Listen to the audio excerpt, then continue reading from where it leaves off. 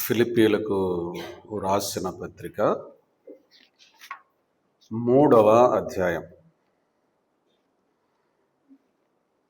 20వ వచనాన్ని చదువుతున్నాను.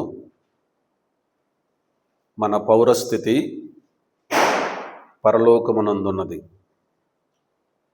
అక్కడ నుండి ప్రభువైన యేసుక్రీస్తు అను రక్షకుని నిమిత్తము కనిపెట్టుకొని ఉన్నాము. ప్రార్థన. సర్వాధికారి, సర్వోన్నతుడా, సకల యుగములలో రాజు అయ్యున్న దేవ, మా స్తుతులకు పాత్రుడా, స్తోత్రార్హుడా, ఘనతయు మహిమయు ప్రభావమును పొందనర్హుడు అయిన దేవుడు, మరి ఒకసారి మీ వాక్యం కొరకై మీ కృపాసనమును వద్దకు మమ్మల్ని నడిపించారు. మీకు స్తోత్రాలు. దినమంతట్లో మీ కృపను బట్టి కృతజ్ఞతాస్తుతులు చెల్లిస్తూ ఉన్నాం. ఈ రాత్రి వేళ సహితం మీరు మాట్లాడే దేవుడు అని మిమ్మల్ని స్తుతిస్తున్నాం. పాపికి రక్షణ, రక్షింపబడిన వారికి ఉజ్జీవాన్ని కలిగించే సందేశాన్ని రాత్రి వేళ మీరు మాకు అనుగ్రహించండి. దయగల దేవా, ప్రేమ కలిగిన తండ్రి, నిత్య జీవమునకు నిర్ణయించబడిన వారు రక్షింపబడులాగున మీ కార్యాన్ని మా మధ్యలో జరిగించండి. మీ పక్షంలో నిలిచి ఉన్న మీ దాసుని మీ కృపచేత బలపరిచి మీరు వాడుకొనమని ప్రార్థన చేస్తున్నాం. మీ సన్నిధి మమ్మ అనుభవింప చేయండి. జీవము గల మీ మాటల కొరకే ఆశతో ఎదురు చూస్తూ సమస్త ఘనతయు మహిమయు ప్రభావమును మీకే ఆరోపిస్తూ మీ ప్రియకుమారుడు, మా రక్షకుడు, ప్రభు అయిన క్రీస్తు యేసు వారి నామములు స్తుతులు స్తోత్రాలు చెల్లించుకుంటూ వేడుకుంటున్నాము తండ్రి. ఆమేన్. మహోన్నతుడైన జీవమగల దేవునికి ఘనతయు మహిమయు ప్రభావమును ఆరోపిస్తున్నాం. క్రీస్తునందు ప్రియమైన సహోదర సహోదరులారా, ఈ ఉదయకాలంలో ఫిలిప్పీలకు రాసిన పత్రికలోని ధ్యానాలు మనం ప్రారంభం చేశాం. 4 అధ్యాయాల్లో 4 అంశాలు, అందుని గురించిన సారాంశాలు మనం చూస్తూ వచ్చాం. మొదటి అధ్యాయంలో ఉన్న సంగతులు మనం ఆలోచన చేశాం. కొన్ని, అన్నీ కాదు, కానీ ఏక మనస్సు కలిగిన పౌలును, అలాగే క్రీస్తే తన జీవితముగా జీవించిన పౌలును మనం చూచాం. రెండవదిగా దీన మనస్సును మనం చూస్తూ ఉండగా క్రీస్తే దీన మనస్సునకు మాదిరి అనే సంగతులు మనం ఆలోచన చేయగలిగాం. క్రీస్తు యొక్క దీన మనస్సును ఆధారం చేసుకొని దీన మనస్సు కలిగి పనిచేసిన మరో 3 వ్యక్తులను మనం చూడగలిగాం. పౌలు సంతోషించే క్రైస్తవునిగా, తిమోతి సువార్త భారము కలిగిన క్రైస్తవునిగా, ఎపఫ్రోదితు సమతూకము కలిగిన క్రైస్తవునిగా మనం చూడగలిగాం.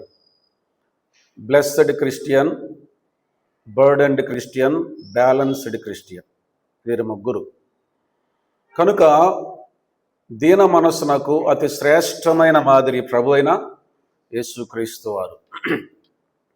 2వ అధ్యాయంలో మనం చూచాము, మాదిరి ప్రభు అయిన యేసుక్రీస్తు వారు, మార్గము శ్రమలు. శ్రమల ద్వారా మనం దీనత్వాన్ని నేర్చుకుంటాం. అందుకే దేవుడు శ్రమలను మన జీవితాలు అనుమతిస్తూ ఉంటాడు. సనుగులతో గొనుగులతో కాకుండా శ్రమానుభవంలో దీనత్వాన్ని మనం నేర్చుకోవాలి. ఆ తదుపరి మనం చూడగా మహిమ దేవునికే కలుగుతుంది. ఈ సంగతులు 2వ అధ్యాయంలో మనం చూడగలిగాం. 1, మాదిరిగా ఉన్న ప్రభు దిగి వచ్చాడు, రిక్తుడు అయ్యాడు. ఆయన మార్గము శ్రమానుభవం, తాను పొందిన శ్రమల వలన విధేయత నేర్చుకున్నాడు. ఆయన దేవునిని మహిమపరిచాడు. దేవుని నామ మహిమార్థమై ప్రతి ఒక్కరూ ప్రభుని యేసుక్రీస్తు వారి నామమును ఒప్పుకోవాలి. అలాగే మన జీవితంలో కూడా ప్రభుని యేసుక్రీస్తు వారిని మనం మాదిరిగా చూస్తూ ప్రభువైన యేసుక్రీస్తు వారి యొక్క శ్రమానుభవాన్ని ప్రోత్సాహకరంగా తీసుకుంటూ దేవుడు మనకిచ్చిన స్థాయిలో స్థానంలో దేవునిని మహిమపరుస్తూ మనము ముందుకు సాగాలి. అంతిమంగా సమస్తములో దేవునికే మహిమ కలగాలి అనే సంగతిని మనం చూడగలిగాం. వాస్తవానికి 3వ అధ్యాయంలోనికి మనం రాగానే ఆత్మీయమైన మనస్సును మనం చూడాలి. ఆత్మీయమైన మనస్సునకు పౌలు గారు ఏమంటున్నాడంటే క్రీస్తేనా మూలము అని అన్నాడు. ఆ సంగతిని అలాగంచి ఈ రాత్రి వేళ సువార్త సందేశం నిమిత్తమై ఒక మాట మనం చదువుకున్నాం. మన పౌరస్థితి పరలోకమందున్నది. ఈ మాటలు వ్రాసిన వ్యక్తి పౌలు. వాస్తవానికి పౌలు గారు ఈ పత్రిక వ్రాసినటువంటి ఆ కాలంలో రోమా సామ్రాజ్యం ప్రపంచాన్ని పరిపాలన చేస్తున్న కాలం. 4 సామ్రాజ్యాలు ప్రపంచాన్ని పరిపాలన చేశాయి. ఒకటి బబులోను సామ్రాజ్యం, నెబుకద్నెజరు చక్రవర్తిగా ఉన్నాడు. రెండవదిగా మాదీయ పారసీకుల సామ్రాజ్యం, కోరేషు దర్యావేషులు ఇద్దరు కూడా కలిసి ప్రపంచాన్ని పరిపాలన చేసిన వారుగా ఉన్నారు. మూడవదిగా గ్రీకు సామ్రాజ్యం, అలెగ్జాండర్ చక్రవర్తి ప్రపంచాన్ని జయించిన వానిగా మనం చూడగలుగుతూ ఉన్నాం. 4వ సామ్రాజ్యం రోమా సామ్రాజ్యం. రోమా సామ్రాజ్యం పరిపాలన చేస్తున్నటువంటి కాలం. ఈ సామ్రాజ్యాలను గురించిన ప్రవచనం దానియేలు గ్రంథంలో మనం చూడగలం. అయితే ప్రస్తుతం మనం అక్కడికి వెళ్ళడం లేదు. రోమా ప్రభుత్వం, రోమా సామ్రాజ్యం ప్రపంచాన్ని పరిపాలన చేస్తున్నటువంటి కాలంలో రోమా పౌరసత్వం చాలా విలువైనది. ప్రస్తుత దినాలలో అమెరికా దేశం యొక్క పౌరసత్వం, సిటిజన్షిప్ ఎంత విలువైనదిగా ఉన్నదో, లేక ఎంత ఘనమైనదిగా ఉన్నదో, ఆ రోజుల్లో రోమా సామ్రాజ్యం ప్రపంచాన్ని పరిపాలన చేసే కాలంలో ఇప్పుడు ఉన్న అమెరికా పౌరసత్వం, సిటిజన్షిప్ కంటే కూడా ఇంకా ఎంతో విలువైనది, ఘనమైనదిగా ఉన్నది. విశేషమైన విషయం ఏమిటంటే ఆ దినాల్లో పౌలు గారు రోమా పౌరసత్వాన్ని కలిగి ఉన్నాడు. పౌలు రోమీయుడు. వాస్తవానికి వంశావళిని బట్టి ఆయన యూదుడైనప్పటికీ, బెన్యామీను గోత్రికుడు అయినప్పటికీ కూడా ఆ దినాలలో రోమా పౌరసత్వాన్ని కలిగిన వాడుగా పౌలు ఉన్నట్లు దేవుని వాక్యంలో మనం చూడగలుగుతూ ఉన్నాం. అపోస్తుల కార్యముల గ్రంథంలోనికి రండి, 22వ అధ్యాయము. అపోస్తుల కార్యముల గ్రంథం 22వ అధ్యాయం 25వ వచనం నుంచి నేను చదువుతున్నాను. వారు పౌలును వారులతో కట్టుచున్నప్పుడు అతడు తన దగ్గర నిలిచి ఉన్న శతాధిపతిని చూచి, శిక్ష విధింపకయే రోమీయుడైన మనుష్యుని కొరడాలతో కొట్టుటకు మీకు అధికారం ఉన్నదా అని అడిగాను. శతాధిపతి ఆ మాట విని సహస్రాధిపతి వద్దకు వచ్చి, నీవేమి చేయబోచున్నావు? ఈ మనుష్యుడు రోమీయుడు సుమి అనెను. అప్పుడు సహస్రాధిపతి వచ్చి అతనిని చూచి, నీవు రోమీయుడవా? అది నాతో చెప్పుమనగా అతడు అవునని చెప్పాను. సహస్రాధిపతి, నేను బహు ద్రవ్యం ఇచ్చి ఈ పౌరసత్వం సంపాదించుకొంటినెను. అందుకు పౌలు, నేనైతే పుట్టుకతోనే రోమీయుడనెను. కాబట్టి అతని విమర్శింపబోయిన వారు వెంటనే అతనిని విడిచిపెట్టిరి. మరియు అతడు రోమీయుడని తెలుసుకున్నప్పుడు అతని బంధించినందుకు సహస్రాధిపతి కూడా భయపడెను అని మనం ఇక్కడ చదువుతూ ఉన్నాం. కనుక చదివిన ఈ వాక్య భాగాన్ని బట్టి మనకు అర్థమవుతున్న ఒక సత్యం ఏమిటంటే, పౌలు రోమా పౌరసత్వం కలిగిన వ్యక్తిగా ఉన్నాడు. పౌరసత్వం జీవించేటువంటి హక్కు.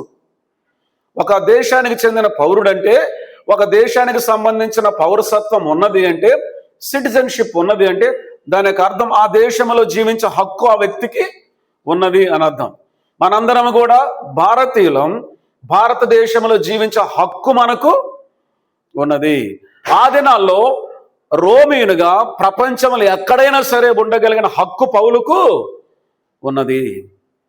గమనించండి, 3వ అధ్యాయము ప్రారంభం నుంచి మనం చదువుకుంటూ వచ్చినట్లయితే పౌలు గారు తమ రోమ పౌరసత్వాన్ని బట్టి అతిశయించిన వాడుగా లేడు.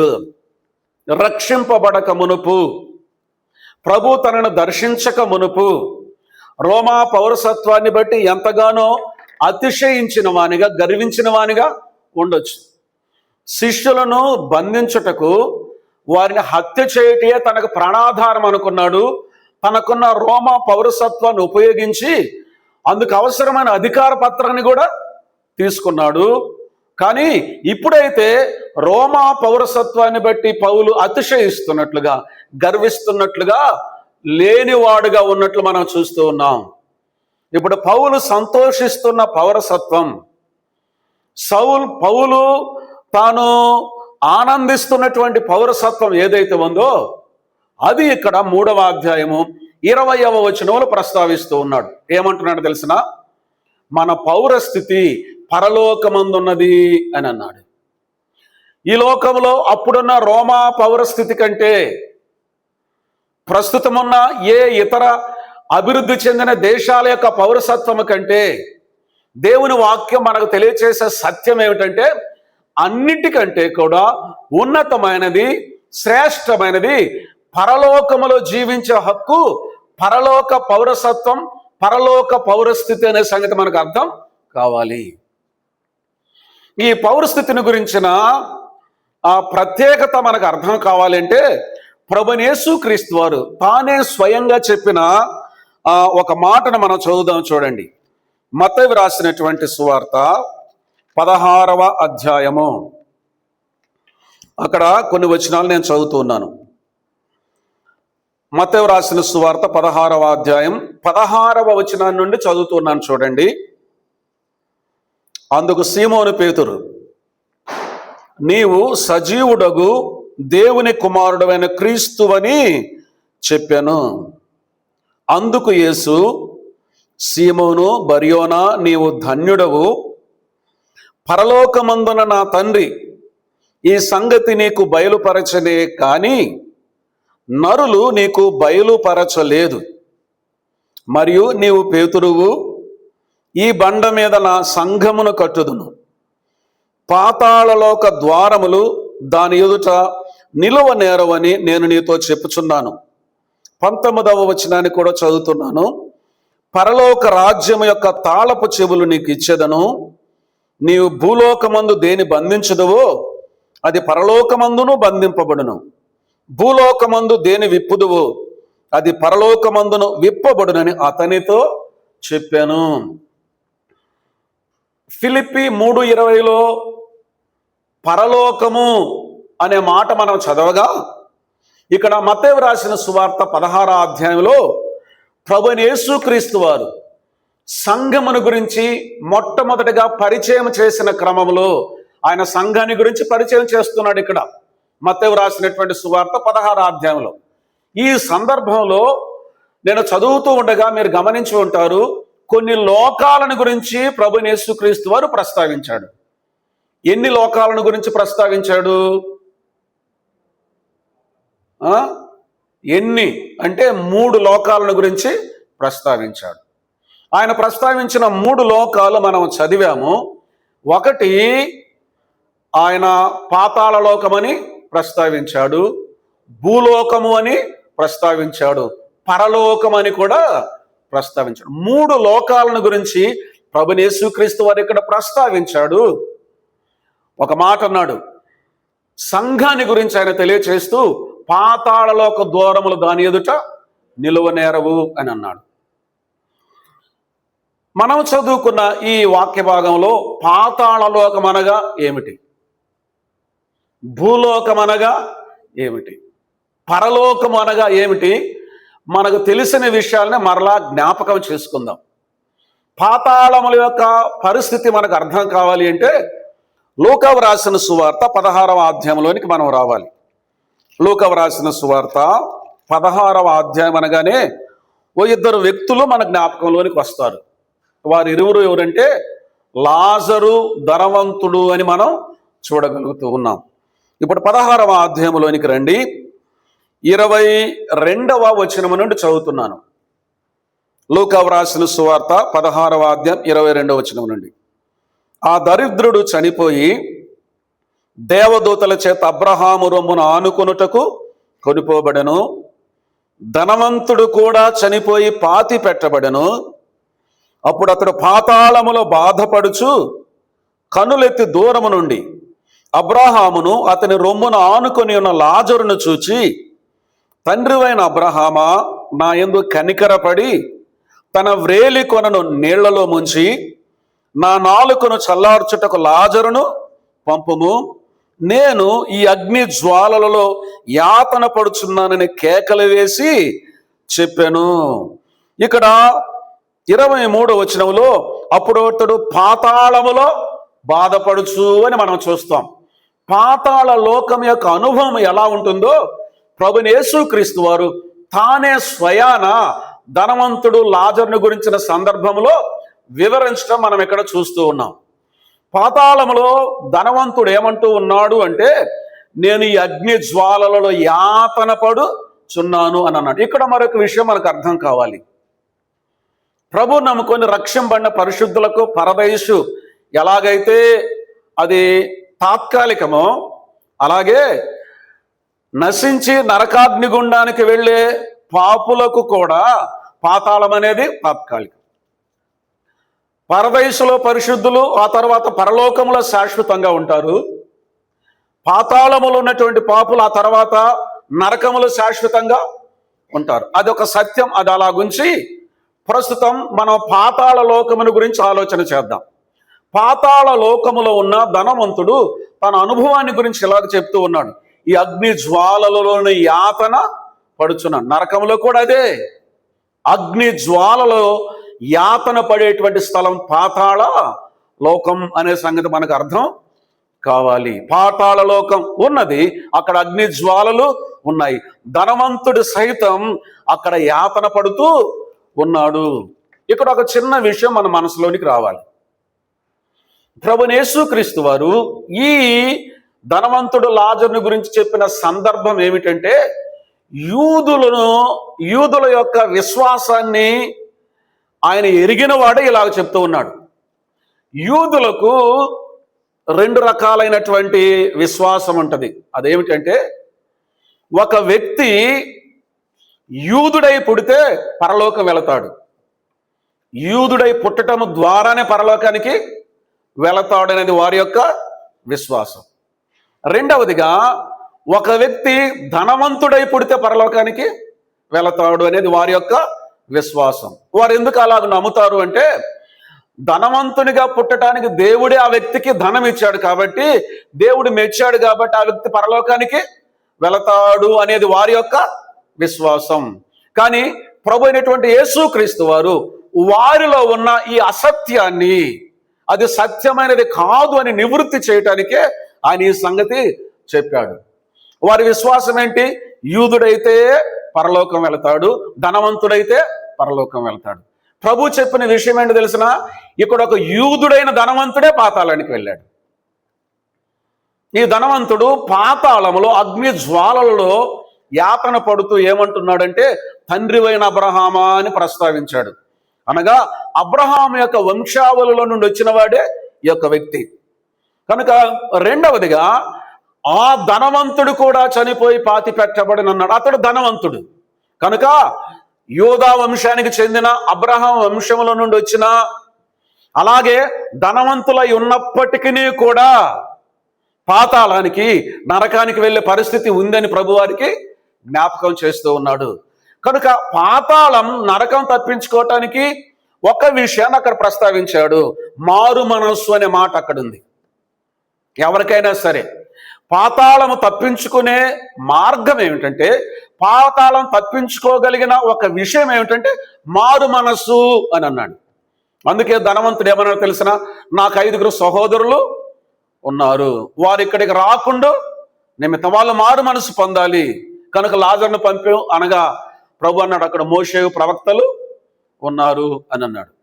కనుక పాతాళానికి ఎవరు వెళతారు అనేటువంటి విషయాన్ని మనం ఇక్కడ చూస్తే మారు మనసు లేనివారు వెళతారు అనేది ఒక సత్యం కాగా, ఒకవేళ అబ్రహాము వంశవలైనప్పటికీ ఈ లోకంలో ధనవంతులైనా కూడా పాతాళానికి వెళ్ళే అవకాశం ఉంది.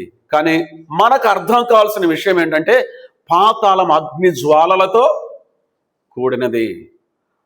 నరకాగ్ని గుండం అగ్ని జ్వాలలతో కూడినది. అక్కడ బాధ కష్టం ఉంటుందా అంటే వాటిని మించిన సూపర్లేటివ్ డిగ్రీ అని అంటారు, యాతన అని ఇక్కడ తెలియజేస్తూ ఉన్నాడు. ఒక వ్యక్తి యొక్క లోకములో ధనవంతునిగా జీవించి సకల సౌకర్యాలు అనుభవించి, చెప్పాలంటే వంశావళి పరంగా ఒక హోదాను అనుభవించి, సమాజంలో కూడా ఒక హోదాను అనుభవించి, పలుకుబడి పరంగా కూడా ఒక హోదాను అనుభవించినప్పటికీ కూడా ఈ వ్యక్తి ఎక్కడికి వెళ్ళాడంటే పాతాళ లోకానికి వెళ్ళిపోయాడు. ఈ పాతాళ లోకమును గురించి మత్తయి రాసిన సువార్త 16వ అధ్యాయంలో ప్రభువైన యేసుక్రీస్తు వారు ప్రస్తావించాడు.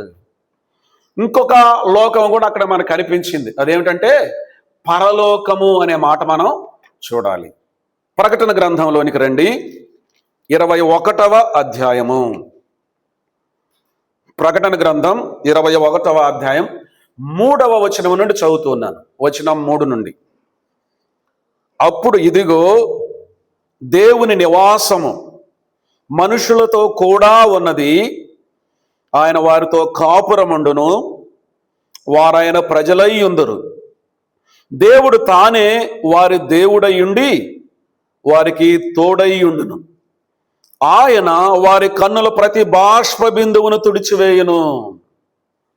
చూసారా ఎంత అద్భుతమైనటువంటి మాట, ఎంత అద్భుతమైనటువంటి అనుభవం. మరణము ఇక ఉండదు, దుఃఖమైనను ఏడ్పైనను వేదన అయినను ఇక ఉండదు. మొదటి సంగతులు గతించిపోయినని సింహాసనములో నుండి వచ్చిన గొప్ప స్వరము చెప్పుట వింటిని. మొదటి సంగతులు గతించిపోయి పరలోకములు ఈ సంగతులు ఉండవు. ప్రారంభంలో ఏమన్నాడు? ఆయన వారి కన్నుల ప్రతి బాష్ప బిందువును తుడిచి వేయును. గతించిపోయిన సంగతులు ఏమిటి? మరణం ఇక ఉండదు, గతించిపోయింది. దుఃఖం ఇక ఉండదు, గతించిపోయింది. ఏడ్పు ఇక ఉండదు, గతించి పోయింది. వేదన ఇక ఉండదు, గతించి పోయింది. ఈ సంగతులన్నీ కూడా గతించి పోయి, మరణము, దుఃఖము, వేదన ఇవన్నీ కూడా గతించిపోయిన కాలం రాబోతుంది. అది పరలోక అనుభవం. ఒక్క మాటలు ఇక్కడ ప్రస్తావించడం జరిగింది. అదేమిటంటే ఆయన ప్రతివాని కన్నీటి బాష్ప బిందువును తుడిచివేయును. ఈ లోకంలో కన్నీరు లేని వారు ఎవరున్నారు? ఈ లోకంలో దుఃఖం లేని వారు ఎవరున్నారు? ఈ లోకములో బాధ లేనివారు ఎవరున్నారు? ఈ లోకములో వేదన లేనివారు ఎవరున్నారు? ఒకానొక సమయం రాబోతుంది, ఆయన ప్రతివాని కన్నీటి బాష్ప బిందువును తుడిచివేయును. మరొక మాట అందరికీ తెలిసినటువంటి విషయమే, మరణము రుచి చూడనివాడు ఎవడు? మరణము రుచి చూడక బ్రతుకు నరుడు ఎవడని దేవుని వాక్యంలో మనం చూస్తుంటే ఇక్కడ ఒక అద్భుతమైన విషయం మనకు కనిపించట్లేదా? ఏమిటి? మరణము ఇక ఉండదు. మానవుని యొక్క దుఃఖానికి, వేదనకు, ఎడబాటుకు, నిరాశకు, నిస్పృహకు కారణమైన మరణమేక ఉండదు. కొరింథీయులకు రాసినటువంటి పత్రికలో పౌలు గారు రాస్తూ ఇక్కడ ఏమన్నాడు అంటే, కడపట నశింపజేయబడు శత్రువు మరణము అని అన్నాడు. ఆఖరి శత్రువు ఎవరు తెలిసిన? మరణం. మరణం గతించిపోవటం మాత్రమే కాకుండా ఈ శరీరంలో ఉండే ఈ బలహీనతలు ఏవైతే ఉన్నాయో అవన్నీ కూడా గతించిపోయే కాలం రాబోతూ ఉంది. అది పరలోక అనుభవం. ఎందుకో తెలుసా? ఒక అద్భుతమైన మాట అక్కడ వ్రాయబడింది 3వ వచనంలో.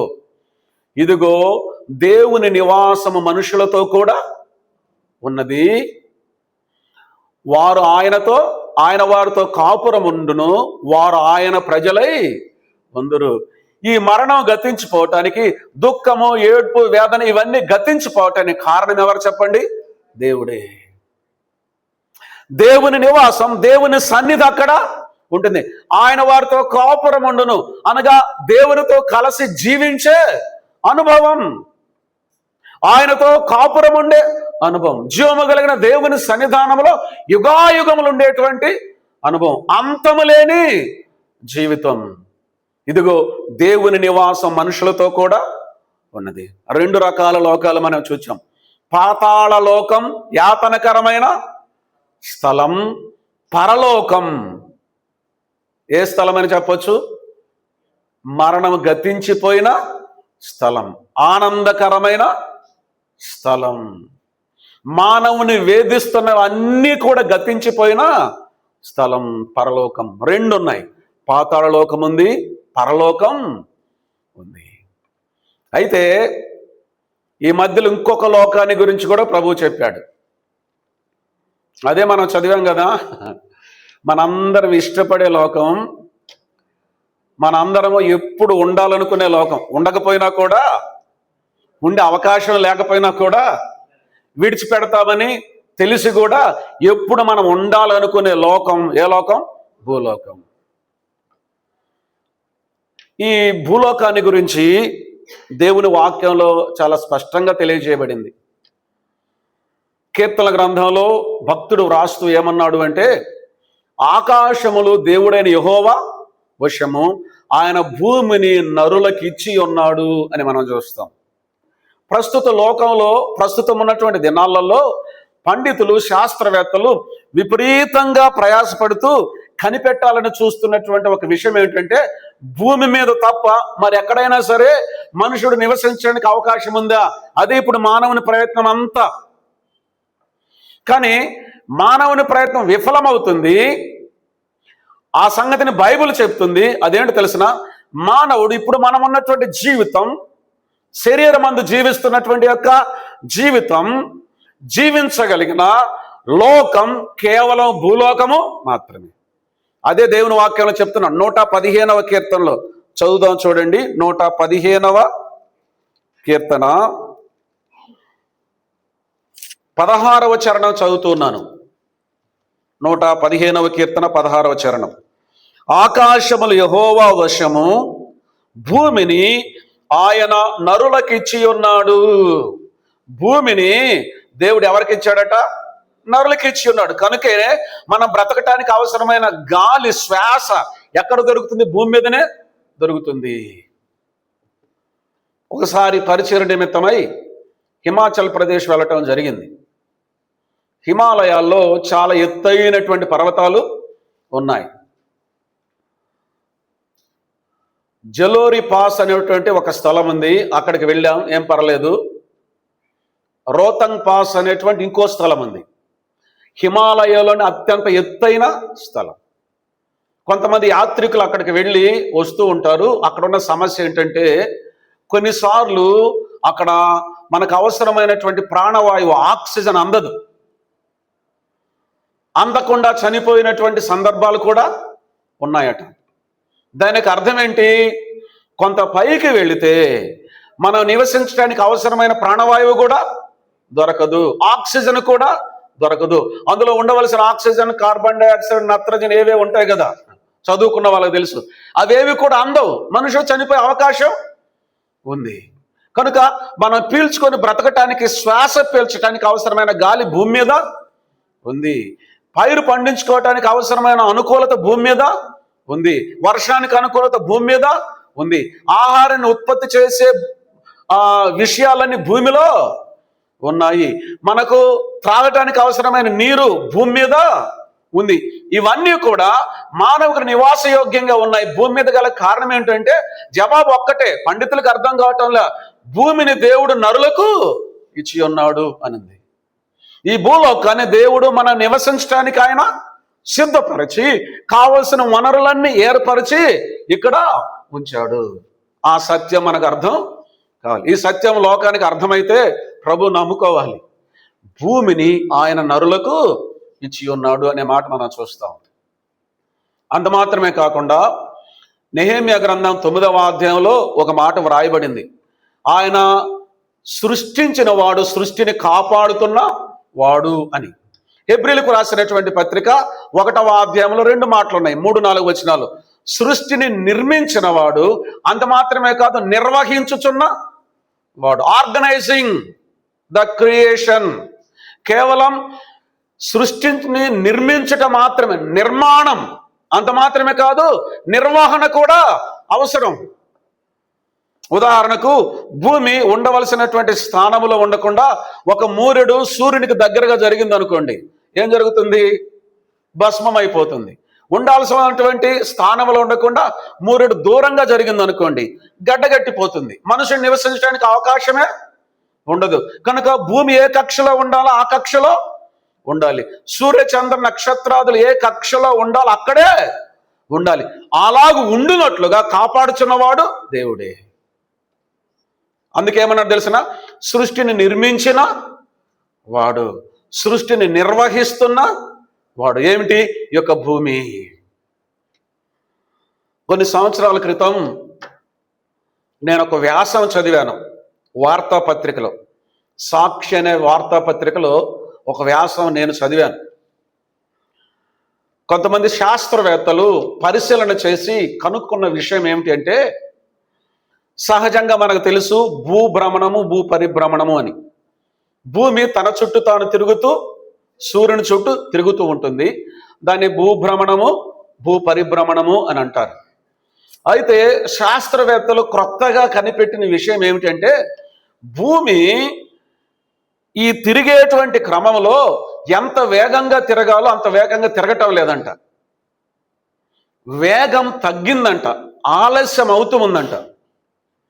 ఎంత ఆలస్యమైందంటే, సంవత్సరానికి 1 క్షణం ఆలస్యమైందంట. అంటే సంవత్సరంలో 365 రోజుల్లో 1 సెకండ్, 1 సెకండ్ ఆలస్యంగా తిరుగుతూ ఉందట. దాని వలన జరిగే పరిణామాలు ఏంటో తెలిసిన? ఆ వ్యాసమంతా చదివాను, ఇప్పటికీ నాకు జ్ఞాపకం ఉంది. భూమి మీద ఎన్ని కర్మాగారాలు ఉన్నాయో, ఫ్యాక్టరీస్ ఎన్ని ఉన్నాయో, అవన్నీ కలిసి ఎంత వేడిని ఉత్పత్తి చేస్తూ ఉన్నాయో.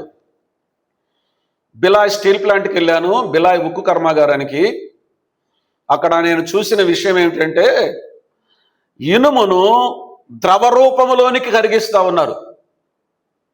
దానిని కాలువల ద్వారా పారేటట్లుగా చేసి ఆయా అచ్చుల్లోనికి నింపితే ఆరిపోయి, ఇప్పుడు రైలు పట్టాలైతేమి, ఇళ్ళు కట్టుకునే ఇనుప చువ్వలైతేమి, మనం వాడేటువంటి ఇనప సామాగ్రి ఏదైతే ఉందో అది తయారవుతూ ఉంది. ముందు దాన్ని ద్రవ రూపంలోనికి మార్చాలి, తర్వాత అచ్చుల్లోనికి పంపాలి, దాన్ని ఆర్పాలి. ఎంత ఉష్ణోగ్రతలో వేడి చేస్తే ఇనుము ద్రవరూపంగా మారుతుంది, ఆ ఉష్ణోగ్రత ఎంత ఎక్కువ. అలాగే ఒక్క కర్మాగారంలోనే అంత ఉష్ణోగ్రత ఉంటే, ప్రపంచవ్యాప్తంగా ఉన్న కర్మాగారాలు అన్నీ కలిసి ఎంత వేడిని ఉత్పత్తి చేస్తూ ఉన్నాయి.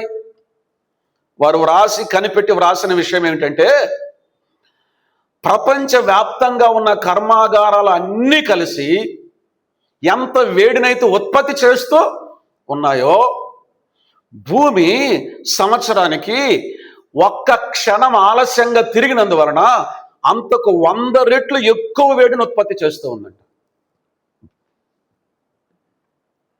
వినండి, ఒకవేళ 2 సెకండ్లు ఆలస్యంగా తిరిగితే, 3 సెకండ్లు ఆలస్యంగా తిరిగితే, రైలు ఆలస్యం అయితే ఇంకా ఆలస్యమే, ముందొచ్చేదేమీ లేదు. హైదరాబాదు ఈ జంట నగరాలలో గొట్టపు బావి వేస్తే, బోర్వెల్ వేస్తే ఏమొస్తాయి? నీళ్ళేనా వచ్చేది? నీళ్ళు వస్తాయి, ఇంకేమైనా వస్తాయా? గల్ఫ్ దేశాలలో కనుక బోర్వెల్ వేసారనక ఏమొస్తుంది? ఇంకా కొన్ని ప్రదేశాలలోనికి గనుల్లోనికి త్రొబుతూ వెళ్తే ఎక్కడేమొస్తాయి? గంధకము, భాస్వరము. వీటి తత్వం ఏంటి? గంధకము, భాస్వరము. నూనె తత్వం, ఇంధనం లేక ఆయిల్ తత్వం ఏంటి? కాలిపోద్ది. భాస్వరం, వీటి తత్వం ఏంటి? గంధకం తత్వం ఏంటి? పేలిపోద్ది. బాంబులు తయారు చేయడానికి ఉపయోగించేవన్నీ. భూమి ఈలాగు తిరగటం ఆలస్యమైనందువలన భూమి లోపల ఉన్న గంధకము, భాస్వరము, నూనె ఇవి వేడెక్కి పేలిపోయేటువంటి పరిస్థితి వచ్చిందనుకోండి, భూమి ఏమవుతుంది? నేనేమన్నా కల్పించి మీకు కొత్తగా కథ చెబుతున్నట్లుగా ఉంది కదా. పేతురు రాసినటువంటి 2వ పత్రిక 3వ అధ్యాయంలోనికి రండి. పేతురు రాసినటువంటి 2వ పత్రిక 3వ అధ్యాయము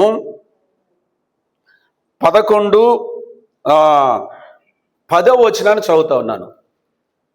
పేతురు రాసినటువంటి 2వ పత్రిక 3వ అధ్యాయము 10వ వచనాన్ని చదువుతున్నాను చూడండి. అయితే ప్రభువు దినము దొంగ వచ్చినట్లు వచ్చును, ఆ దినమున ఆకాశముల మహాధ్వనితో గతించిపోవును, పంచభూతములు మిక్కటమైన వేండ్రముతో లయమై పోవును. తర్వాత మాట కోసం చదివాను. భూమియు దాని మీదనున్న కృత్యములు కాలిపోవును అని అన్నాడు. విన్నారండి ఈ మాట? అంటే ఇంతవరకు చెప్పిన విషయాలు నమ్ముతారా నమ్మరా? ఇప్పుడు చదివిన తర్వాత ఆయన కనీసం భూమియు దాని మీదనున్న కృత్యములు కాలిపోవును. ఏమాత్రం చదువు లేని విద్య లేని పామరుడైన ఒక వ్యక్తి చేత దేవుడి సత్యాన్ని వ్రాయించాడు. ఆ సత్యాన్నే ఇప్పుడున్నటువంటి శాస్త్రవేత్తలు నిజమని రుజువు చేస్తూ ఉన్నారు. నేను మీకు చెప్పాలనుకున్న విషయం ఏమిటంటే, మనం నివసిస్తున్నటువంటి భూమి ఏదైతే ఉందో అది ఎప్పుడైనా సరే పేలిపోవటానికి సిద్ధంగా ఉన్న టైం బాంబు లాగా ఉంది. మనం నివసిస్తుంది దేని మీద చెప్పండి? దేని మీద నివసిస్తున్నాం మనం? ఇంకో మాట చెప్పండి. టైం బాంబు మీద మనం నివాసం చేస్తున్నాను. మీ మనసులో ఉంచాలనుకున్న ఆలోచన ఏమిటంటే, భూమి శాశ్వతం కాదు, గుర్తుపెట్టు. పరలోకం శాశ్వతం. పాతాళం తర్వాత ఉండే పాతాళ లోకం తర్వాత ఉండే నరకం శాశ్వతం. కానీ భూలోకం అయితే శాశ్వతం కాదు. మనకి ఎన్ని దేశాల్లో పౌరసత్వం సిటిజన్షిప్ ఉన్నా, ఎంత ధనం మనకు ఉన్నా, ఎన్ని రకాలైనటువంటి ఆస్తిపాస్తులు మనకు ఉన్నా, ఈ భూమి మీద మనం ఎంత సాధించినా సంపాదించినా సొంతం చేసుకున్నా, అంతిమంగా ఈ భూమి మీద ఈ భూలోకాన్ని విడిచిపెట్టవలసిందే. అది ప్రతి ఒక్కరికి సంభవమే. ఏ ఒక్కరు విడిచిపెట్టబడే అవకాశమే లేదు. అయితే పరలోకం శాశ్వతం, నరకం శాశ్వతం, భూలోకం అశాశ్వతం. అయితే గమనించండి, ఒక వ్యక్తి పరలోకంలోనైనా ఖచ్చితంగా ఉండాలి, లేక నరకంలోనైనా ఖచ్చితంగా ఉండాలి. భూమి మీద శాశ్వతంగా ఉండడు. నీ గమ్యం పరలోకమా నరకం అనేది భూమి మీద ఉన్నప్పుడే తేలాలి. అశాశ్వతమైన యొక్క లోకములో ఉన్నప్పుడే తేలాలి. ఇక్కడ మనం జీవించి ఉండగానే తేలిపోవాలి. తేల్చుకున్నావా? అదే రాత్రి వేళ ప్రశ్న.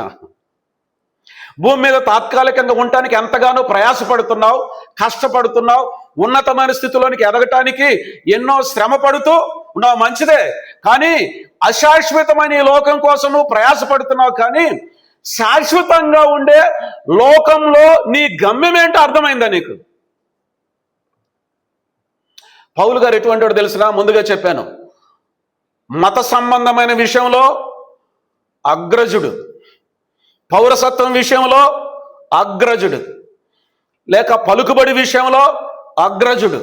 ఇవన్నీ కలిగినటువంటి వాడు పౌలు. ఎప్పుడు? ఒకానొకప్పుడు. 3వ అధ్యాయం. ఒకప్పుడు ప్రభు చిత్తమైన తర్వాత చూద్దాం ఆ సంగతులు. కానీ పౌలు గారు సంతోషిస్తూ ఆనందిస్తూ ప్రకటిస్తున్నది విషయం ఏంటో తెలిసిన? మన పౌరస్థితి పరలోకమందు ఉన్నది.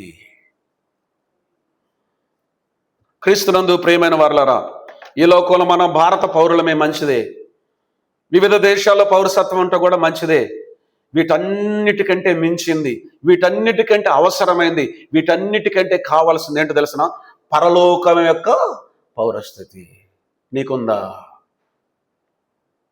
ఒకటి, ఈ భూలోకములో ఆ సంగతి తేలిపోవాలి అంటే భూలోకము ఉన్నంతసేపు మాత్రమే కాదు, ఈ భూలోకములో నువ్వు ఉన్నంతసేపులోనే తేలిపోవాలి. దేవుని వాక్యం ఏం చెప్తుంది? ఎంతకాలం ఉంటావు ఈ భూమి మీద? ఎంతకాలం ఉంటావు? ఒక ప్రశ్న సోదరులు చెప్తూ, అక్క చెప్తూ ఉంది, మా ఆయుష్కాలము 70 సంవత్సరములు, అధిక బలమున్న ఎడల 80 సంవత్సరములగును అని అన్నాడు. మంచిదే. అసలు మొదటి మనుషుడైన ఆదాము 930 సంవత్సరాలు బ్రతికితే మెతూషల 969 సంవత్సరాలు బ్రతికాడు. పాపాన్ని బట్టి 120 అయింది. ఆ తదుపరి 70, 80 అయింది. ఆ తదుపరి కీర్తన గ్రంథంలోనే కాగానే బెత్తెడంతా అన్నాడు. ఆ తదుపరి మరొక మాట కూడా చెప్పాడు, మా ఆయుష్ కాలము నీ సన్నిధి లేనట్టే ఉన్నది అన్నాడు. అంటే ఏంటి అర్థం? 0, 0. యాకోబు గారు ఆ సంగతి వ్రాశాడు. ఏమని వ్రాశాడో తెలిసిన, నేడైనను రేపైనను ఒకానొక పట్టణమునకు వెళ్ళి వ్యాపారం చేసి లాభము సంపాదించుకుందాము రండి అని చెప్పుకుని వారులారా, రేపేమి సంభవించునో మీకు తెలియదు. మీ జీవము ఏపాటిది? మీరు అంతలో కనపడి అంతలో మాయమైపోయే ఆవిరి వంటి వారే. ఇలాగంటున్నాను, రేపు నువ్వు చూడలేకపోతే, రేపటి లోపల నీకు ఈ పౌరసత్వం లేకపోతే అంతే, కథం, అయిపోయింది నీ పని. ఈ మధ్య కాలంలో ఒక విచిత్రమైన వార్త చదివాను నేను.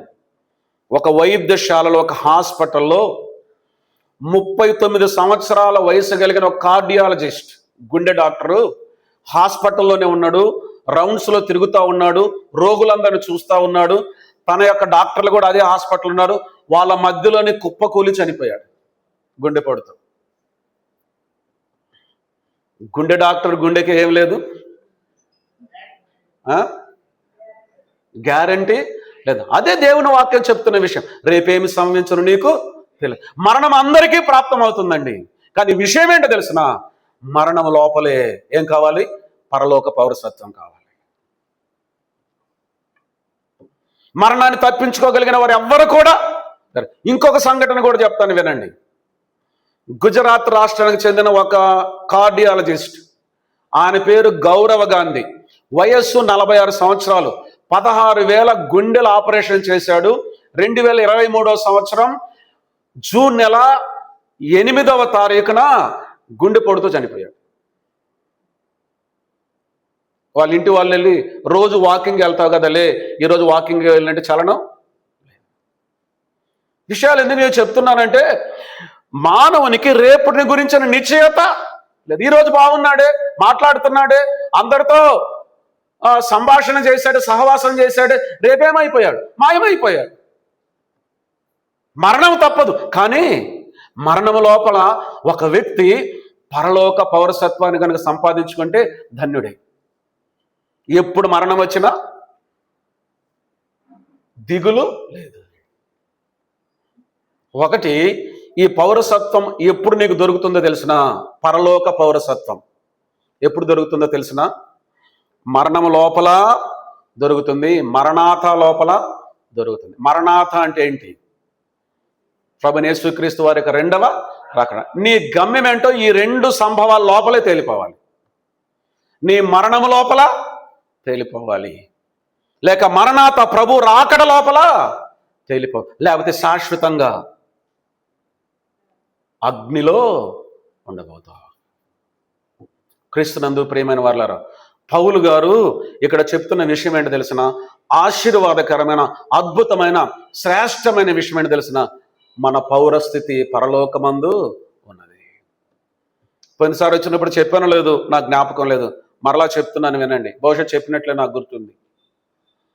తీవ్రమైనటువంటి కోవిడ్తో ఒంగోలు రిమ్స్ హాస్పిటల్లో వెంటిలేటర్ మీద ఉన్నప్పుడు ఒకరోజు ఏమవుతుందో నాకు అర్థం కాలేదు. అదే ఆఖరి రోజు అనుకున్నాను. ప్రభువా తీసుకొని ప్రార్థన చేశాను. దిగులు లేదు, బాధ లేదు, చింత లేదు, భయమే లేదు. అసలు ప్రాణం పోయిన వెంటనే పరలోకం, లేక ప్రాణం పోయిన వెంటనే పరిశుద్ధులను చూస్తాను, ప్రభువును చూస్తాను.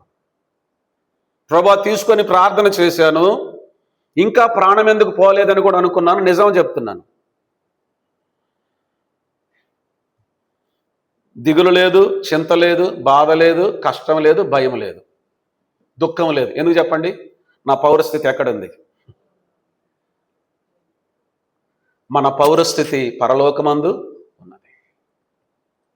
బయట స్ట్రెచర్స్ ఉన్నాయి. 20 నిమిషాలకు ఒక శవం వెళ్ళిపోతా ఉంది. బయటికి వెళ్ళిన తర్వాత 20 నిమిషాల సమయం ఇస్తారు. వచ్చిన బంధువులు చూచి ఏడ్చి దుఃఖపడి వెళ్ళిపోతారు. మార్చురులోకి శవాల గదిలోకి వెళ్ళిపోతుంది. 20 నిమిషాలకు ఒక శవం వెళ్ళిపోతుంది. నా ప్రక్కన ఒక వ్యక్తి ఉన్నాడు, కొంచెం మందంగా ఉంటాడు. అకస్మాత్తుగా చనిపోయాడు. చనిపోయాడు, తీసుకుని వెళ్ళిపోయాడు. నేను చనిపోతానన్న బాధ నాకు కలగలేదు, కానీ వారు చనిపోతూ ఉంటే నాకు బాధ కలిగింది. నిజంగా చెప్తున్నాను. కారణం ఏంటి తెలిసిన? నేను చనిపోతే నా పరిస్థితి ఎక్కడుంది? పరలోకమందు ఉంది. ప్రభువా, ఇప్పుడు చనిపోయిన వాళ్ళందరూ ఎక్కడికి వెళ్తున్నారు? అది నా గుండెని పిండేసింది. నిజంగా చెప్తున్నాను, నమ్మండి. ఒక వాక్యం నా మనసులోనికి వచ్చింది. ఏంటో తెలిసిన? అగ్నిలో నుండి లాగినట్లయిన కొందరిని అగ్నిలో నుంచి లాగినట్లయిన రక్షణ పెడితే బాగుండు. గుండెను పిండినట్లుగా హృదయంలో వేదన కలిగింది. ఎంతమంది నరకానికి వెళ్ళిపోతా ఉన్నారు. ఇంకా దుఃఖకరమైన విషయం ఏంటో తెలిసిన? ఇంకా బాధాకరమైన విషయం ఏంటో తెలిసిన? అనేక మంది నరకాగ్ని గుండానికి వెళ్ళిపోతుంటే కొంతమంది సువార్త వింటూ వింటూ వింటూ కూడా నరకానికి వెళ్తున్నారు. నావిడ అర్థమవుతుందండి మీకు? అనేక మంది తిరస్కరించి, వ్యతిరేకించి, అర్థం చేసుకోకుండా, అవకాశం లేకుండా నరకాగ్ని గుడ్డానికి ఏడవబడుతుంటే దాదాపుగా పలుమార్లు సువార్త వింటూ కూడా నరకానికి వెళ్తూ ఉన్నారు. ఇది ఎంత వేదనకరమైన విషయం. వింటూ రక్షణ గురించి తెలియదా? తెలుసు. మారు మనసు గురించి తెలియదా? తెలుసు. క్రీస్తు ప్రేమ తెలియదా? తెలుసు. శిలువ కార్యం తెలియదా? తెలుసు. నమ్ముకుంటే రక్షణ పరలోకం అని తెలియదా? తెలుసు. నమ్మకపోతే నరకం అని తెలియదా? తెలుసు. తెలిసి వింటూ నరకానికి వెళ్ళే వాళ్ళు ఉన్నారు. కారణం ఏంటి? ఒకసారి ఇలాగ ఆలోచన చేయటం మొదలెట్టాను నేను. ప్రభువా, ఎందుకు ఇలాగ సువార్త వింటూ కూడా అనేక మంది ఏమాత్రం భయం లేకుండా నిర్లక్ష్యంగా రక్షణను నిర్లక్ష్యం చేస్తూ, తిరస్కరిస్తూ పాతాళ లోకానికి వెళ్ళిపోతున్నారు? ప్రభువా, ఏంటని ఆలోచన చేయటం మొదలుపెట్టాను. నాకు వచ్చిన జవాబు ఏంటంటే, ప్రభు ఇచ్చిన జవాబు ఏంటంటే, హెబ్రీలకు రాసినటువంటి పత్రిక 3వ అధ్యాయంలో, పాపము వలన కలుగు భ్రమచేత ఒకవేళ మీ హృదయం కఠినపరచబడినేమో జాగ్రత్తగా చూచుకోండి. పాపాన్ని విడిచిపెట్టలేక హృదయాన్ని కఠినపరుచుకొని నరకాగ్ని గుండానికి ఏడవబడుతూ ఉన్నారు. నీ హృదయాన్ని కఠినపరుస్తున్న పాపం ఏంటో ఆలోచన చెయ్యి. నీ హృదయాన్ని ప్రభువుకు దూరం చేస్తున్న పాపం ఏంటో ఏదైనా కావచ్చు. పాపం వలన కలుగు భ్రమచేత ఎక్కడికి వెళ్ళిపోతున్నారు? ఇంకెన్నడూ కూడా సరిదిద్దుకోలేని స్థలంలోనికి వెళ్ళిపోతున్నారు. సరిదిద్దుకోలేని పొరపాటు చేస్తున్నారు. తట్టుకోలేని స్థలానికి వెళ్ళిపోతా ఉన్నారు. ఎవరైనా ఉన్నారు ఈ రాత్రి వెళ్ళటువంటి వారు? ఈ భూమి మీద జీవించిన కాలంలోనే ధనవంతుడు అన్నాడు, అబ్రహాంతో ఇలాగన్నాడు, తండ్రివైన అబ్రహామా, ఈ అగ్ని జ్వాలలోనే నేతను పడుతున్నాను. అబ్రహాం ఏమన్నాడు తెలిసిన? నా కుమారుడు ఇంకా అవకాశం లేదు, అయిపోయింది. ప్రభు నీకు సమయం ఇచ్చాడు అయ్యా భూమి మీద ఉన్నప్పుడు, భూలోకంలో ఉన్నప్పుడే ఇక్కడికి రాకుండా అవకాశం నీకున్నది. కానీ ఇప్పుడు ఏమైంది? అవకాశం పోయింది. సరిదిద్దుకోలేని తప్పు చేశావు నువ్వు. సరిదిద్దుకోలేని తప్పు. అక్కడ వారు ఇక్కడికి, ఇక్కడ వారికి అక్కడికి అవకాశం లేనే లేదు. ఈ మధ్యకాలంలో ఆలోచన చేస్తూ ఉండగా ఇంకొక వేదనకరమైన విషయం నాకు అర్థమైంది. ఏంటో తెలిసిన? ప్రభు వచ్చినప్పుడు ఎన్ని కుటుంబాలు విచ్ఛిన్నమైపోతాయో. భార్యాభర్తలు విడిపోయి శాశ్వతంగా విడిపోయే అవకాశం ఉందండి. ఎందుకు తెలిసిన? వారిలో ఒకరు రక్షింపడ్డారు, ఒకరు రక్షింపబడ్డారు. తల్లిదండ్రులు, పిల్లలు శాశ్వతంగా విడిపోయే అవకాశం ఉంది. కారణం ఏంటి? వాళ్ళు కొందరు రక్షింపడితే కొందరికి రక్షణ లేదు. మమ్మీ మమ్మీ అంటూ ఎంత ఆప్యాయతగా ప్రేమగా అమ్మ చుట్టూ తిరుగుతున్నా కానీ మారు మనసు పొందలే. ప్రభు వస్తే శాశ్వతంగా దూరం అయిపోతావు. డాడీ డాడీ అంటూ ఎంతో ప్రేమతో డాడీ నీకు ఇచ్చే వనరులను ఉపయోగించుకుంటూ సంతోషంగా ఉన్నావు కదా, ఆయన నువ్వు రక్షణ లేదా, మారు మనసు లేదా, నువ్వు ప్రభు వస్తే శాశ్వతంగా దూరం అయిపోతావు. ఇదంతా వేదనకరమైన విషయం, సరిదిద్దుకోలేని తప్పు.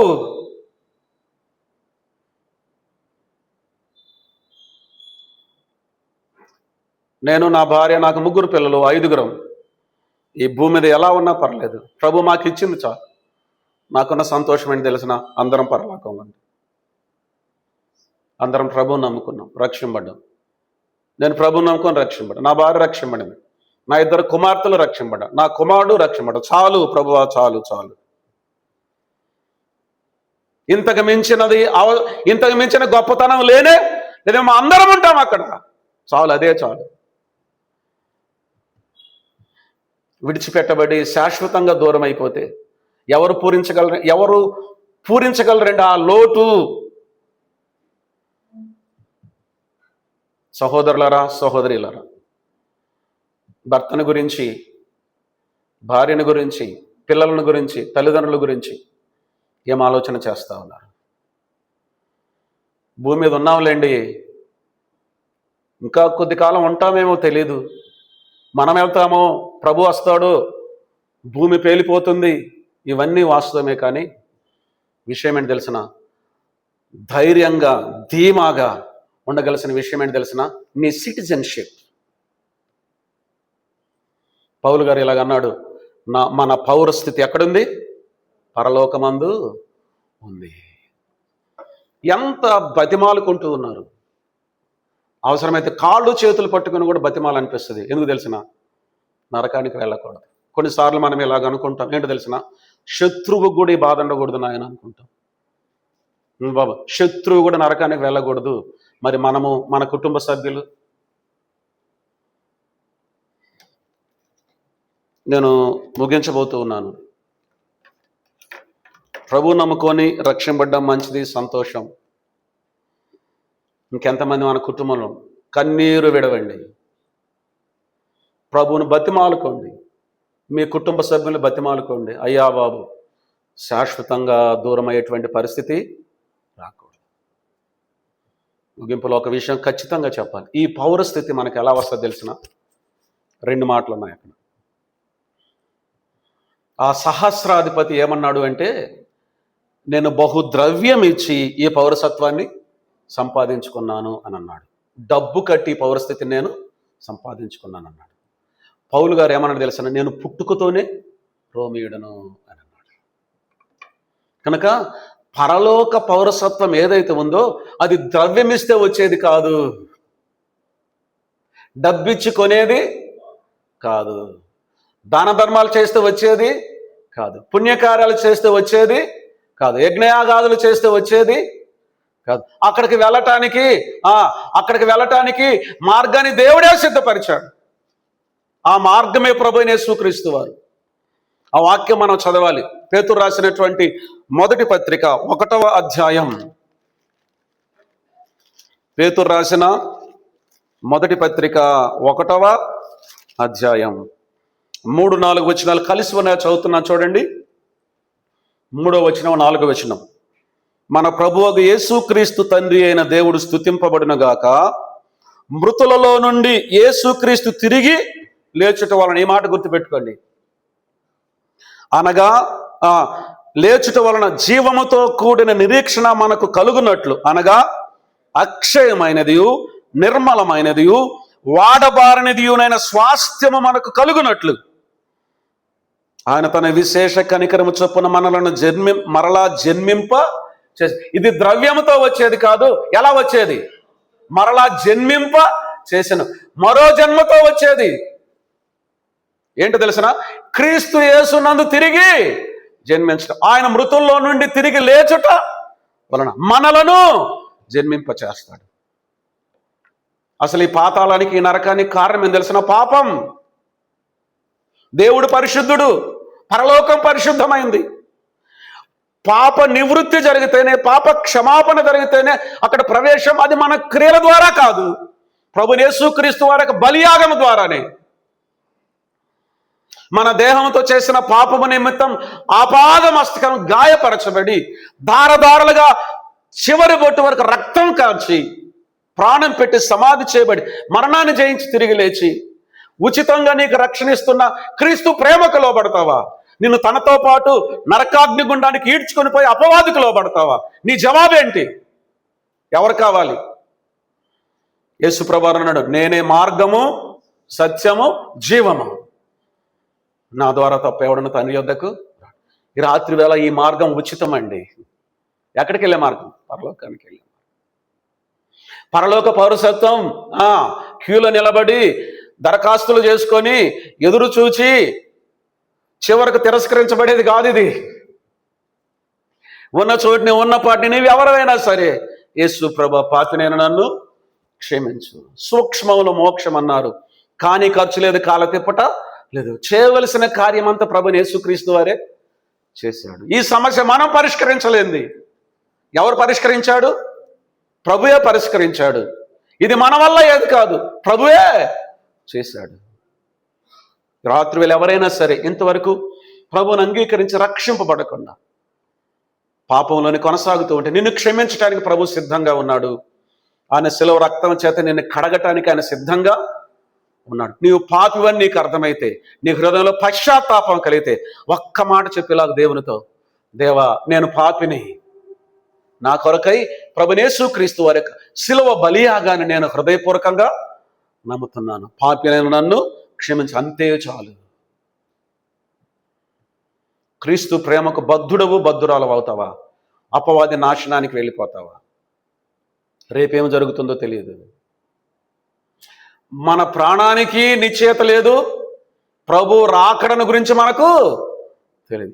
ఈ రాత్రి వేళ కూడిక ముగిసే లోపల ప్రభు వస్తే జవాబు ఏంటి? ఉచితంగా ఎంత ఉచితంగా మన పట్ల ప్రేమ కలిగిన ప్రభు రక్షణను సిద్ధపరిచి ఉంచాడు. ఇంత గొప్ప రక్షణ ఉచితంగా ప్రభువు ఇవ్వబోతూ ఉన్నాడు. క్రీస్తు ప్రేమ నీకు అర్థమైందా? ఆయన క్షమాపణ నీకు అర్థమైందా? నీవు సిద్ధపడితే చాలు, ప్రభు నిన్ను క్షమిస్తాడు. వినండి, ఆయన క్షమించలేని పాపం అంటూ ఏది లేదు. నా యొద్దకు వచ్చువాని నేను ఎంత మాత్రమును నీ కొరకు నా ప్రాణం పెట్టాను. ఈ ప్రపంచమంతట్లో, విశ్వము అందులో ఉండే సమస్తం, ఆకాశం అందులో ఉండే సమస్తం, భూమి అందులో ఉండే సమస్తం, భూమి మీద ఉండే లోహాలు అందులో ఉండే సమస్తం, అన్నిటికంటే ప్రభు నిన్ను ఎక్కువ ప్రేమిస్తున్నాడు. రుజువేంటో తెలిసిన? నీకోసం ప్రాణం పెట్టాడు ఆయన. ఎంత ప్రేమ! ప్రాణం పెట్టేంత ప్రేమ, నీ కొరకు చచ్చిపోయేంత ప్రేమ. ప్రభు చేశాడు కదా పని, నీవు చేయవలసింది, ప్రభు నీ ప్రేమ నాకు అర్థమైందయ్యా, పాపిని నన్ను క్షమించు. వెంటనే జీవగ్రంథం అనే పేరు రాయబడుతుంది. సిటిజన్షిప్ ఇన్ హెవెన్, పరలోకమందుని సిటిజన్షిప్, నీ పౌర హక్కు, నీ పౌర స్థితి వెంటనే కన్ఫామ్, నిర్ధారణ అయిపోతుంది. ఎంత సులువుగా ఇస్తున్నాడు, ఇంకెక్కడ దొరకదండి ఎవరి చేత. అది యేసుప్రభు వారు మాత్రమే అన్నాడు, నేనే మార్గము, సత్యము, జీవము, నా ద్వారా తప్ప ఎవడను తండ్రి యొద్దకు రాడు. ప్రభు దగ్గరికి వస్తావా ఈ రాత్రి? అలా ఆయన ప్రేమతో చేతులు చాచి పిలుస్తున్నాడు. ఆయన స్వరూపము నీవు, ఆయన పోలిక, అందుకే ప్రాణం పెట్టాడు.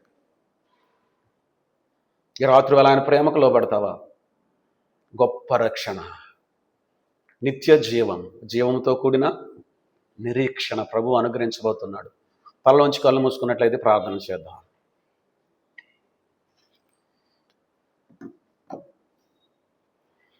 పౌలు గారు ఫిలిప్పీ సంఘంతో అన్నాడు, మన పౌరస్థితి పరలోకమందు ఉన్నది. నీ పౌరస్థితి పరలోకమందు ఉన్నదా? భూమి మీద శాశ్వతం కాదు. పరలోక పౌరసత్వం ఎంతో అవసరం, ఆవశ్యకత. రాత్రి వేళ అట్టి కృప దేవుడు నీకు దయచేయడానికి సిద్ధంగా ఉన్నాడండి. ఉన్న చోటనే, ఉన్న పాటునే ఈ చిన్న తీర్మానం నువ్వు చేసుకో.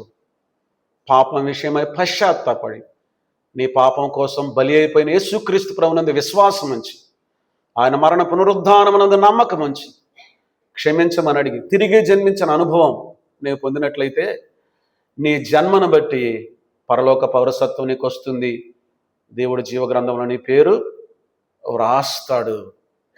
ఇప్పుడు ఇక ప్రభు వచ్చిన ఈ లోకాన్ని మనం విడిచిన దిగులు చింత లేదు. కారణం ఏంటి?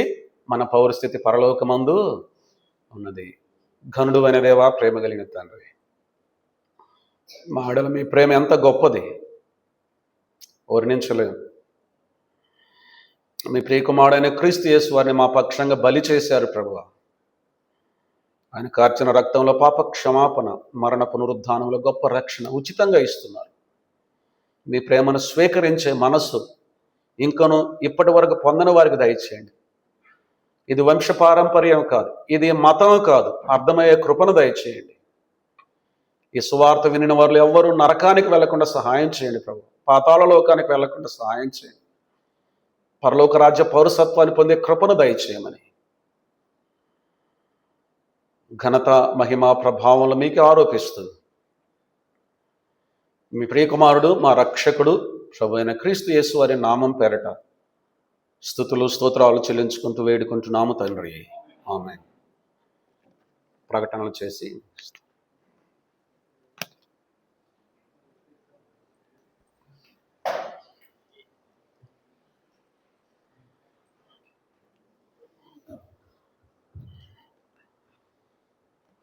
వాక్యానికి సంబంధించిన చిన్న పాట పాడాలని ఆశపడుతున్నాను. ఆయన ప్రేమ గొప్పది, లోకమును అందరికీ. ఆయన ప్రేమ శాశ్వతమైనది. ఎవరికి ఎవరు సొంతము, ఎంతవరకు బంధము, ఎవరికి ఎవరు సొంతము, ఎంతవరకు బంధము, ఎవరికి ఎవరు శాశ్వతము, ఎవరికి ఎవరు సొంతము, ఎవరికి ఎవరు శాశ్వతము, ఎవరికి ఎవరు సొంతము. ఈ జీవితం ఒక యాత్ర, మన గమ్యమే యేసు. మన జీవితం ఒక పరీక్ష, అది తెలవడమే మన తపన.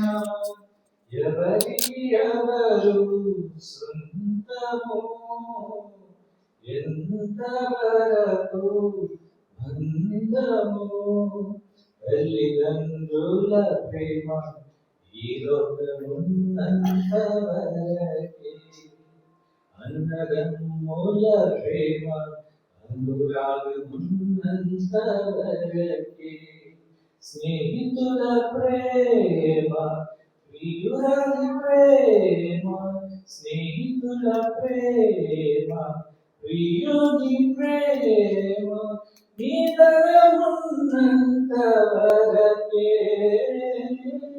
నిదరమున్నంత వరకే. మన జీవితం ఒక యాత్ర, మన గమ్యమే యేసు. మన జీవితం ఒక పరీక్ష, అది తెలవకమే మన తపన.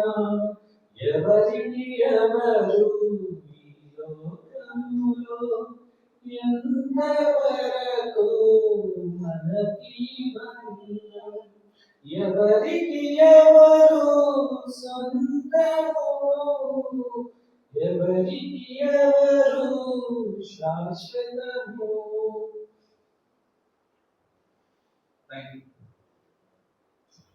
ప్రియులారా, తేటగా, స్పష్టంగా, సవివరంగా సువార్త బోధించబడింది. ఒకే ఒక మార్గం, సువార్త నామముల ద్వారానే పరలోకం, అది శాశ్వతం. నరకము శాశ్వతమే. రెండే రెండు మార్గాలు. నరకాన్ని తప్పించుకోవాలంటే మార్గం, నేనే మార్గము సత్యము జీవం అని ప్రభు చెప్పాడు. ఆ అలా మరణాన్ని జయించి లేచాడు, మార్గాన్ని ఏర్పాటు చేశాడు. సూక్ష్మంలో కలిగేటువంటి గొప్ప మోక్షం ఇది. చాలా మంది తెలియక ఈనాడు ఏవేవో యాత్రలు చేస్తున్నారు, ఊళ్ళో గోపురాలు తిరుగుతున్నారు. కానీ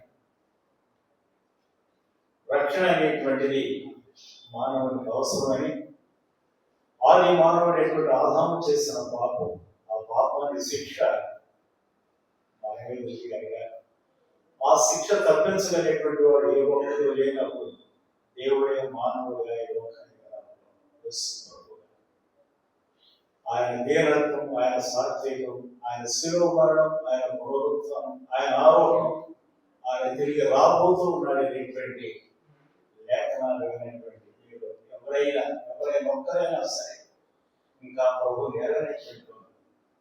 ఇలా తెలియాలి, నేను ప్రభువు నమ్ముకున్నాను, నా హృదయం ప్రభువుకి ఇస్తాను, ఆ నరకం నుండి నేను తప్పించబడి శాశ్వతమైన పరలోకాన్ని నేను వారసును. ఎవరైనా ఒక చిన్న తీర్మానం చేయగలిగితే అదే రక్షణ. ఒకవేళ మీరు అలా బహిరంగంగా చెప్పడానికి సిగ్గుపడితే చూడికైన తర్వాత రండి, మరిన్ని వివరాలు చెప్పి ఆ రక్షణ తీర్మానం ఏమిటి, ప్రభువుని ఎలా నమ్ముకోవాలో, ఆ పరలోక రాజ్యానికి ఎలా వారసులు కావాలో సవివరంగా మీకు తెలియజేస్తాం. దయచేసి ఇంతగా సువార్త ప్రకటించబడింది. ఒక్కొక్కసారి ఏంటంటే అలాంటి తరుణం మరలా దొరుకుతుందో లేదనేది కూడా కొన్ని ఎగ్జాంపుల్స్ కూడా ఆ స్థలాల్లో వాక్యం చెప్పడం మేము విన్నాం. మేము కూడా అలాంటివి చెప్పిన సందర్భాలు ఒక్కసారి ఆలోచించి ప్రభువును నమ్ముకోవాలి. ఆయన చేసిన పాపం ఏమీ లేదు, ఆయనలో ఏ దోషం లేదు, జన్మలో కానీ జీవితంలో కానీ క్రియలో కానీ పాపం లేనటువంటి ఆయన నీ కొరకు నా కొరకు పాపం ఎవరు చేస్తారు?